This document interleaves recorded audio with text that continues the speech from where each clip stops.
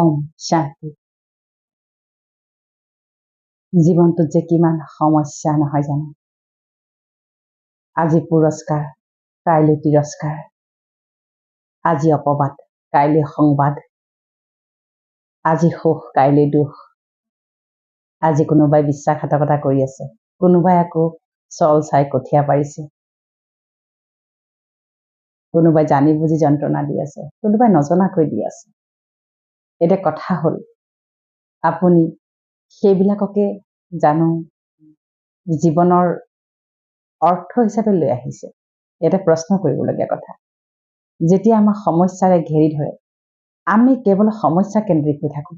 সমস্যা সমস্যা সমস্যা, য'তেই ত'তে তাৰে আলোচনা, ফোনত তাৰ আলোচনা, কথাত তাৰ আলোচনা। কিন্তু কেতিয়াবা আমি সমাধান স্বৰূপৰ কথা পাতিছোঁ, সেইখিনিতে আমাৰ ভুল হৈ যায়। জীৱনত আহিবই সমস্যা, ইয়াতকৈ বেছি আহিব। মনুষ্য জন্ম লৈছোঁ যেতিয়া সমস্যা আহিবই আহিব।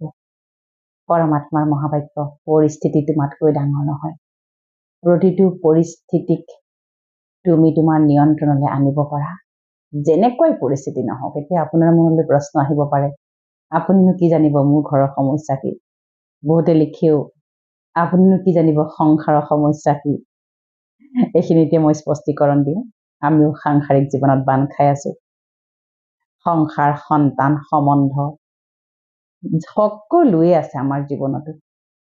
কিন্তু সমস্যা আহে, আপোনাৰ দৰে সমস্যা নহা নহয়। কিন্তু প্ৰতিটো সমস্যাক প্ৰথমতে সমাধান স্বৰূপ হিচাপে যেতিয়া চাবলৈ আৰম্ভ কৰি দিব, দেখিব সমস্যাটো নগণ্য হৈ পৰিব। আপোনাক মানসিকভাৱে শক্তিশালী হ'বই লাগিব। আপুনি সংসাৰত এইবিলাককে ভোগ কৰিবলৈ অহা নাই দেই। আপুনি সংসাৰত কেৱল এয়াই ভোগ কৰিবলৈ অহা নাই। আপোনাক কোনোবাই দুখ দিব, আপুনি দুখতেই থাকি যাব জীৱনটো বহুত কম দিনীয়া। আজিকালি মানুহৰ লাইফ চাৰ্কেল বহুত কমি গৈছে। গতিকে এইখিনি সময়তে আপুনি উদযাপনো কৰিব লাগিব। পৰমাত্মাইতো কয়, লাইফ ইজ এ ফেষ্টিভেল। জীৱনটো হেনো এটা উৎসৱ। মোৰ বাবেতো উৎসৱ, আপোনাৰ বাবে উৎসৱ হ'বলৈ বেছি সময় নালাগিব দেই। গতিকে অকণমান নিজৰ লগত থাকিব লাগিব। হ'ব, আপোনাক কোনোবাই দুখ দিছে, কোনোবাই অশান্তি দিছে, কোনোবাই বিশ্বাসঘাতকতা কৰি আছে, সেইটো তেওঁৰ কৰ্ম, তেওঁ কৰি আছে। আপুনি প্ৰভাৱান্বিত কিয় হৈছে? আকৌ মনলৈ প্ৰশ্ন আহিব, চিষ্টাৰ আপুনিনো কি জানিব? আপোনাৰ লগত হ'লেহে গম পাব।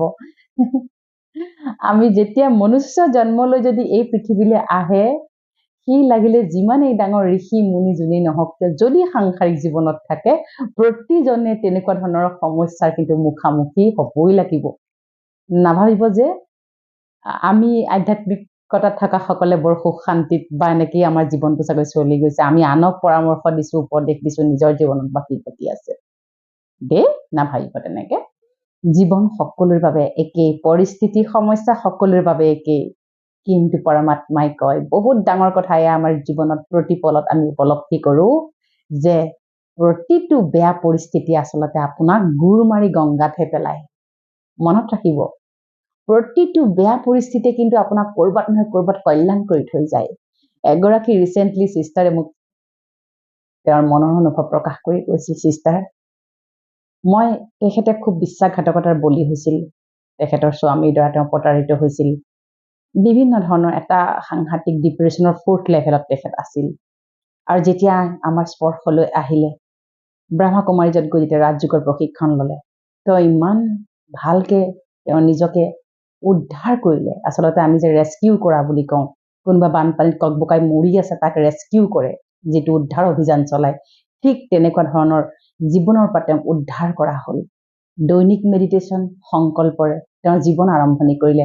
আৰু তেওঁ আজি কয় যে মই মোৰ স্বামীক শতকোটি ধন্যবাদ জ্ঞাপন কৰোঁ এইবাবেই, তেওঁ যদি মোক প্ৰতাৰণা নকৰিলেহেঁতেন, হয়তো আজি মই পৰম পিতা পৰমাত্মাৰ অনুভৱ নাপালোহেঁতেন, সংগ নাপালোহেঁতেন, আৰু আধ্যাত্মিকতাত মই খোজ নিদিলোহেঁতেন। আজি মোৰ সকলো ফালে ধনে ধান্যে সম্বন্ধ সম্পৰ্কই সকলো ফালৰ পৰা মই প্ৰচুৰ সৌভাগ্যশালী। আৰু তেওঁৰ শুদ্ধ সংকল্পৰ বলত তেওঁৰ স্বামীও বিপথে পৰিচালিত হোৱা সেই স্বামীজনো লাহে লাহে সৎপথলৈ আহিবলৈ সক্ষম হ'ল। কিয়? কাৰণ সেই মাতাগৰাকীয়ে প্ৰতিজ্ঞাবদ্ধ হ'ল যে নহয়, মই যি ধৰণৰে বিশ্লেষণ কৰি আছোঁ, যি ধৰণৰে মই মৰু অৱস্থাত জীয়াই আছো তেনেকৈ মোৰ সংসাৰ নিতিকিব মই কিবা এটা কৰিব লাগিব গতিকে আপুনি কিবা এটা কৰাৰ আপুনি কিন্তু একশন আপুনি লৈ লওক যে কৰিব লাগিব পৰিৱৰ্তন হ'ব দে গতিকে সেইটোৱে কৈছে যে মোৰ স্বামীয়ে মোক গুৰ মাৰি গংগাত পেলালে তেখেতক শতকোটি প্ৰণাম প্ৰতিটো বেয়া কৰ্ম বেয়া কিবা এটা যদি ঘটি গৈছে আপোনাৰ তাৰ অন্তৰত ইমান ভাল নেপথ্যত ইমান ভাল এটা যে আপোনাৰ কাৰণে কিবা শুভ সংবাদ থাকিব পাৰে আপুনি সেইটো উপলব্ধি কৰিব অলপ সময় লাগিব দে হতাশাগ্ৰস্ত নহব ইয়াত সকলো প্ৰাকৃতিক প্ৰবাহ চলি আছে কাৰো গাত কতো দুখ নাই সকলোৱে নিজৰ কৰ্মৰ পাঠ বজাই আছে আপোনাক বিশ্বাসঘাতক কৰি থকা জনে আপোনাক ঠগি থকা জনে আপোনাক মিছা কথা কোৱা জনে কৰবাত কিবা কৰি আছে কৰি থাকক সেয়া তেওঁৰ সম্পৰ্কত তেওঁৰ সংস্কাৰ তেওঁৰ কাৰ্মিক তেওঁৰ লগত যাব আপুনি তাত গৈ পেলাই হাত ধুই তেওঁৰ জীৱনত সোমাই নপৰিব কিয়নো স্বামী স্ত্ৰী হল বুলি আৰু কাৰোবাৰ জীৱনত ঘুটি পাকি সোমাই যাবলৈতো অন্তত সেইটোতো আমাৰ আচলতে অধিকাৰ নাই ই হৈছে মানৱ অধিকাৰৰ বিপৰীত কথা আপোনাৰ কৰ্ম হৈছে আপুনি আপোনাৰ কৰ্ম সুন্দৰভাৱে পৰিচালনা কৰক কত কৰ্ম আছে কৰিব পৰা তাত ব্যস্ত হৈ পৰক যিমান ব্যস্ত হৈ থাকিব যিমান সংকল্প লব যিমান নিজকে আগুৱাই নিব আপুনি দেখিব জীৱনৰ দশা আৰু দিশা ট্ৰেক চেঞ্জ হৈ যাব আপোনাৰ ৰাতিপুৱা সংকল্প লৈ আপুনি আৰম্ভণি কৰি চাওকচোন মইতো কত সংকল্প দি আছো তাৰোপৰি মোৰ যিখন পুথি যেনেকৈ সমস্যা তেনেকৈ সমাধান তাত মই বহু সংকল্প লিখি ৰাখিছো আপুনি সেইবোৰ অনুশীলন কৰিব পাৰে ৰাতিপুৱাৰ জ্ঞান মুৰলি আপোনালোকে শুনিব পাৰে ৰাজযোগৰ প্ৰশিক্ষণ ল'ব পাৰে ব্ৰহ্মা কুমাৰী প্ৰতিষ্ঠানত গৈ পেলাই তাৰ প্ৰশিক্ষণ আপুনি ল'ব পাৰে কিন্তু জীৱনটোত হাৰি নাযাব দেই হাৰি নাযাব একো হোৱা নাই আপোনাৰ একোৱে হোৱা নাই প্ৰতিটো পৰিস্থিতিয়ে বা প্ৰতিটো আপোনাৰ অশান্তি অসুয়ে কিন্তু আপোনাক শক্তিশালী কৰিবলৈ আহে আপুনি নেপথ্যত তাৰ সেই শক্তি স্বৰূপ যিটো উৎস সেইটোক আপুনি উদ্ধাৰ কৰিবলৈ চেষ্টা কৰক দে হাৰি নাযাব একেবাৰে হাৰি নাযাব মৰি নাযাব নিজকে ডিপ্ৰেছনৰ বলি নকৰিব মানসিক এংজাইটি নকৰিব হঠাতে খং নুঠাব সকলোতকৈ ডাঙৰ কথা হৈছে যদি আপোনাৰ খঙৰ পতন হয় আপুনি কিন্তু খুব কম সময়তে জীৱনটো কিন্তু পুনৰুদ্ধাৰ কৰিব পাৰিব আজিকালি খংটো বহুত বেছি কিবা এটা বস্তু গৈ ধুপোৱাৰ লগে লগে সাপোজ কিবা এটা আপুনি অৰ্ডাৰ দিছিল পৰহি গৈ পাব নাপালে গৈ কিবা কাম আপোনাৰ খং উঠিবলৈ আৰম্ভ কৰিব তাৰ অকমান বিচাৰযোগ্য কৰি চোৱাৰ যিটো কেপাচিটি সাপোজ কাৰোবাক কিবা এটা কৰিব দিছিল তেওঁ নকৰিলে খং উঠি যাব সন্তানক কিবা এটা কৈছিল কৰিব নিদিলে খং উঠি যাব সকলোতকৈ ডাঙৰ কথা হৈছে এতিয়া আমি উৰহৰ খং ভগাধাৰিত ঝাৰু কাৰোবাৰ খং কৰবাত ঝাৰু এই কামটো কৰোতে আমাৰ আত্মিক বেটাৰীটো একেবাৰে শেষ হৈ গৈছে হাৰি নাযাব খংটোক আপোনাৰ হৰাই পেলাওক খঙক হৰাওক খঙে আপোনাক কিন্তু পৰম শত্ৰু খঙে কিন্তু আপোনাক কেতিয়াবা বহুত ডাঙৰ বিপদৰ মুখামুখি কৰাব দে খং কমাবৰ বাবে কেৱল মই শান্ত মই জ্ঞানী মই শান্ত মই শান্তিৰ প্ৰতিমূৰ্তি মই শান্তিৰ স্তম্ভ মোৰ প্ৰকম্পন শান্ত মোৰ বাণী শান্ত মোৰ দৃষ্টি শান্ত মোৰ সংকল্প শান্ত মই শান্তিৰ সাগৰ পৰমাত্মাৰ সন্তান হওঁ ৰাতিপুৱাৰ পৰা সন্ধিয়ালৈ কেৱল সংকল্প লওক কিবা এটা কৰিব লাগিব আপুনি কিবা এটা কৰিব লাগিব সংকল্প ৰূপী কেপচুল এতিয়া আমি খাবই লাগিব দৈনন্দিন খাব লাগিব হয়নে একো নকৰাকেনো আপুনি কেনেকৈ সলনি হ'ব এতিয়া সকলোকে একো নকৰাকে সলনিটো লাগে কেনেকৈ হ'ব কোনো তাবিজ কবচ কিবা ষ্টোন কিবা মালা কিবা মুনি মুকুটাই আপোনাৰ জীৱন একেবাৰে সলনি কৰিব নোৱাৰে টেম্পৰাৰিলি কিবা অকমান অনুভূতি দিব পাৰে কিন্তু আপুনি নিজৰ কাৰণে কৰিবই লাগিব সংকল্প লওক আৰু মেডিটেশ্যন কৰক সকলোতকৈ ইম্পৰ্টেণ্ট মেডিটেশ্যন সকলোৱে কৰিব পাৰে মোৰ ইউটিউবত বিভিন্ন ধৰণৰ মেডিটেশ্যন মই কৰাই থোৱা আছে আপুনি যাওক মেডিটেশ্যনটো লগাই লওক মই যিদৰে কৈছো সেইভাৱে অনুশীলন কৰক আৰু আপুনি এনেকৈ আৰম্ভণি কৰক কিবা এটা কৰক নিজক বচাওক নিজক ভাল পাওক ভাল ধুনীয়া কাপোৰ পিন্ধি মেকআপ চেকআপ কৰি আমি গুচি যোৱাটোকে নিজক ভাল কৰাটো নুবুজায় শাৰীৰিকভাৱে আকৰ্ষণীয় হৈ থাকিবলৈ চেষ্টা নকৰিব মানসিকভাৱে আকৰ্ষণীয় হৈ থাকিবলৈ চেষ্টা কৰক আত্মাক জাগ্ৰত কৰক হয়নে কাৰণ মন বুদ্ধি যেতিয়া মৰি থাকে মন মৰা মানে কি সকলো মৰা কি আপুনি আনৰ কাৰণে মন মাৰিবলৈকে জীয়াই আছে নেকি আপুনি কি আনৰ কাৰণে এই চিন্তা ল'বলৈকে আপুনি জীৱন যাপন কৰি আছে নেকি লোকৰ চিন্তা লোকৰ অপব্যৱহাৰ লোকৰ কিবা সংস্কাৰ দ্বাৰা প্ৰভাৱিত হৈ আপুনি শুই কান্দি ভাত পানী নোখোৱাকে থাকিবলৈ জীয়াই থাকি আছে নেকি এয়া কৰিবলৈকে জন্ম লৈছিল নেকি? নিশ্চয় নহয়, নিশ্চয় জন্ম লোৱা নাই আপুনি এইবিলাক কৰিবলৈ।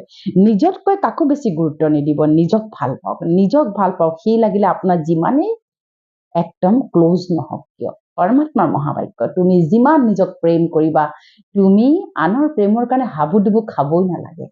শাৰীৰিক আকৰ্ষণৰ প্ৰতি বেছি আপুনি নিজকে প্ৰস্তুত নকৰিব। শাৰীৰিক আকৰ্ষণে আজিকালি বৰ বিষ হৈ গৈছে। শাৰীৰিক আকৰ্ষণৰ বাবে আমি কি কৰিছো, আমি একো বস্তু চিনি নোপোৱা হৈছো, কোনটো ভাল কোনটো বেয়া দেই। গতিকে নিজকে মানসিকভাৱে আকৰ্ষণীয় কৰি ৰাখক। সকলো সময়তে সুস্থ, সকলো সময়তে আনন্দিত, সুখী, জ্ঞানী, শক্তিশালী, সন্তুষ্টতা মূৰত হৈ থাকক। সদায় কব, মই সন্তুষ্টতা মূৰত আত্মা, মোক একো নালাগে, মোৰ তাত যি আছে সকলো বহুত ভাল, সকলোৱে বহুত ভাল দেই।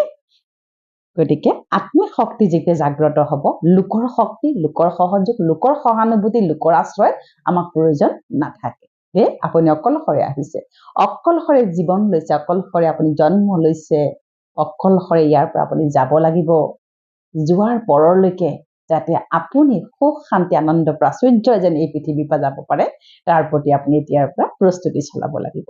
আপোনাৰ জীৱনটো অতি সুন্দৰ সুখৰ হওক। যদি কিবা বেছি আপুনি সাংসাৰিক অশান্তিত ভুগি আছে, সন্তান সম্বন্ধীয় চিন্তা ভাৱনা কিবা কিবি অসুবিধা আছে, আপুনি মোক কাউন্সিলিং কৰিব পাৰিব মোৰ দ্বাৰা। যদি কাউন্সিলিং কৰিব বিচাৰে, আপুনি তলত দিয়া নম্বৰটোত আপুনি যোগদান কৰক, যোগাযোগ কৰক। হোৱাটছআপ মেছেজ যোগে, ফোন নকৰিব, হোৱাটছআপ মেছেজ যোগে লিখিব, চিষ্টাৰ মই কাউন্সিলিং কৰিম বুলি।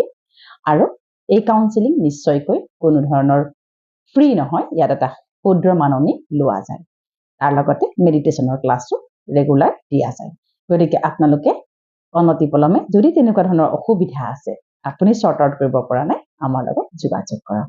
আৰু যেনেকৈ সমস্যা তেনেকৈ সমাধান। এই কিতাপখন অতি সোনকালে, ইয়াৰ মূল্য মাত্ৰ 210 টকা। এই কিতাপখন আপুনি হোৱাটছআপ যোগে বুকিং কৰি পেলাই পাই যাওক। আচ্ছা, ওম শান্তি।